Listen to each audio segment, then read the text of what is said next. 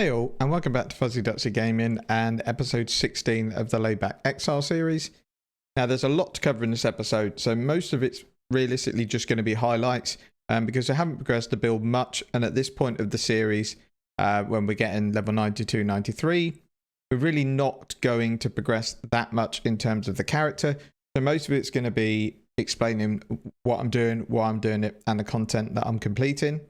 So in the 4.5 hours for this episode, I complete 2 Maven influenced synthesized maps, and then we also complete Elder again. Those 2 I didn't record footage for, but what we have got footage for is the first Shaper kill, which took ages. I thought my DPS was okay, but as you'll see from clips of the Shaper in the background, it really wasn't okay.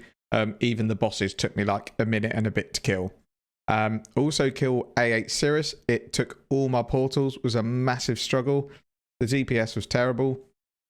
Sirus did misbehave quite a lot. As a melee character, he can really screw you over, and he did a lot by just standing in the middle of the spinny beam. There was also times when the beam came out that I was just standing exactly where the beam was going to hit. So I automatically got 4 or 5 movement speed debuffs on me, and that left me really prone to dying. If I hadn't have taken the first death, I think it probably would have been deathless. As a melee character, it's really difficult to get back into the fight and get back into the rhythm a bit. And it's not a fight I've done for quite a while, and I was pretty bad at it. So that footage will be available as well. I'm obviously not going to show it all because it took about 14 minutes. So I'll just show a couple of deaths and then clips of the kill. Didn't get any loot. I think we got Crown of the Inward Eye and some pretty bad influenced items. I completed 3 Maven 10 ways. Again, we'll show some footage for it. And then we also concentrated on our betrayal missions to get the mastermind ready to go.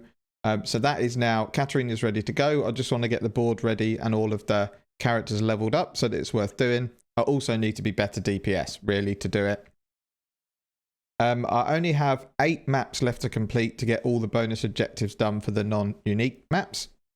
I was going really well towards 93 until Sirus stole 50% of my XP.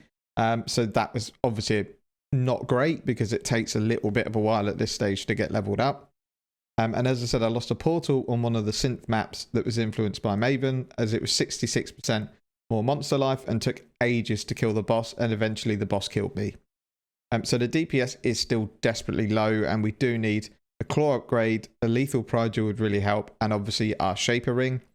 So the next episode is going to be farming Glennet Cairns for Legion Splinters, Scourging, and just trying to get enough splinters together to do a 4-way. I've also taken the temple nodes in Glennet Cairns, so we'll try and farm some Alva missions too, see if we can get some decent temples. Upgrades, still rocking the same gear. I have had a Shaper ring drop, a Ruby ring in one of the synth maps, but at least we've got a ring now that we can try and roll Assassin's Mark on. I'm currently up to 20 plus caster rerolls, and I haven't hit one yet. So we're now at the end of day 28, so the next episode will basically bring us towards the end of a month. And a goal was to have all the Atlas passive done and Sirus A8 down. So we've beat Sirus. I'm not convinced we're going to get the Atlas passive done because I'm going to be farming in Glennet Cairns. We're not going to do the 10 bosses in Haywalk Hamlet and Valdo's Rest. I really wanted to be in a position to farm Sirus comfortably by the end of the first month, but I'm not going to be there. A couple of upgrades and then we're okay.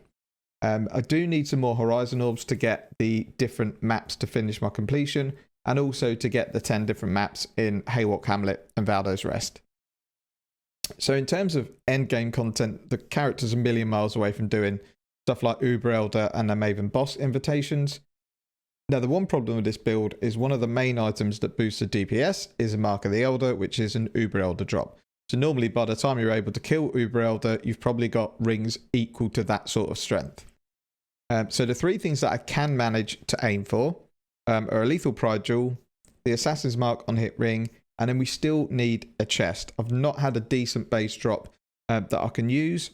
So we're looking for something to get either crit chance, power charges, endurance charges. I think I'd rather have crit or power charges because I think we need the DPS. Even a second curse, and we can maybe get Ellie weakness on hit somewhere.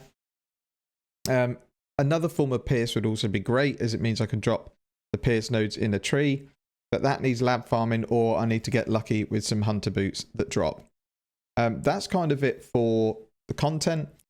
I think the footage at the end is going to be probably a montage of highlights of the different things rather than one particular encounter. So in regards to currency, it's looking pretty good. We've got a decent amount of chaos, but we're probably going to spend it all in the next episode using Legion on the map device. It's not a very efficient way of doing Legion because you still don't get that many splinters now they've taken the chance to get full emblems away from the passive tree. But I desperately need to attempt to get that lethal pride jewel, so this chaos is probably going to be saying bye-bye.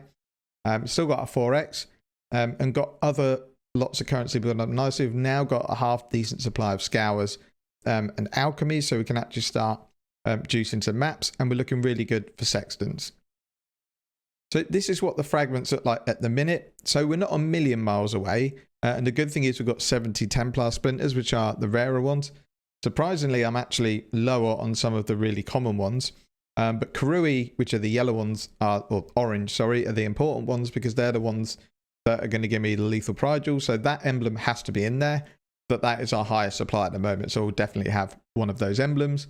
And then we need 3 of the others. Realistically, it's going to be the first 4 because we've only got 12 of the last splinter. Also, might as well point out we've got one away from Uber Elder, but the character's 100 million miles away from being able to do it. XP wise, this is where we end the episode. If we hadn't have taken so many deaths in the episode, we would have been up to level 93. As it is, we're just over halfway towards level 93. And then for notable loot, we've got a couple of high level influence chests, but not any good for this build. And we've also got 2 beachheads that we can run for some XP. And we've got 2 Guardian maps left. Got 3 synth rings that drop. They're all really good. They're just no good for this build at all. But I like to keep the notable drops in a tab just so I can come at the very end of all the episodes and look at all the decent loot that we've had drop that I haven't used. And then lastly, we'll just quickly look at the oils. I already have the anoint that I need. So I don't really have a need for oils at the moment. But we do have 4 red tier blighted maps to do, so we will do them probably on the summoner to give the summoner another run out, because you do get really good loot from the blight maps even if it take a little bit of time to complete. And that's really a summary of where the build is at the moment. So we have finally got Sirus down. We've also got Shaper down, so we've now got 3 bosses completed and we have Mastermind ready to go. Hopefully the next episode will be a Legion 4-way with a successful lethal pride jewel drop. So I'll leave you really just with highlights of the day. But that's really it for this video. As always, thanks for watching, take care, and see you next time.